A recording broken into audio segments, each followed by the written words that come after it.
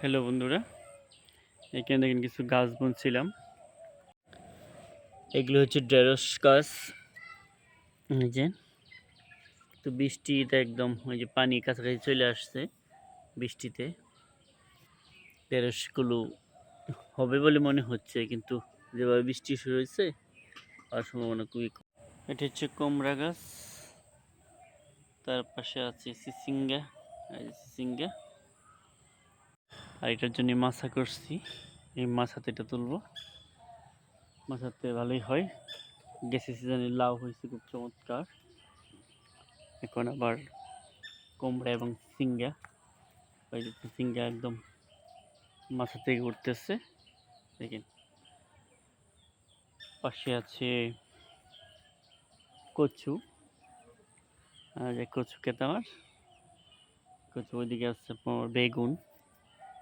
এই যে বেগুন এখনো ধরে নাই, তবে ধরবো। বেগুনের পাশাপাশি আছে পুঁই শাক। এই যে পুঁই শাক, এই পুঁই শাকের ডাটা। পুঁই শাক চাষছে খুব সুন্দর। মিষ্টি কুমড়া, মিষ্টি কুমড়া।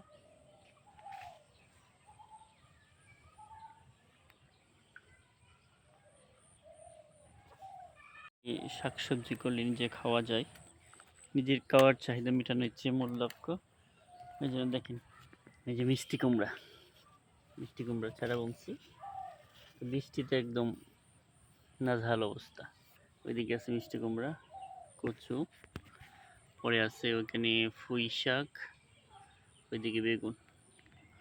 সব কিছু মিলে বাগানটা ভালো, নিজের খাবার চাহিদা মেটানো যাবে, সেটা হচ্ছে বড় লক্ষ্য। কচু টচু দিয়া বৃষ্টিতে একদম নাজেহাল অবস্থা।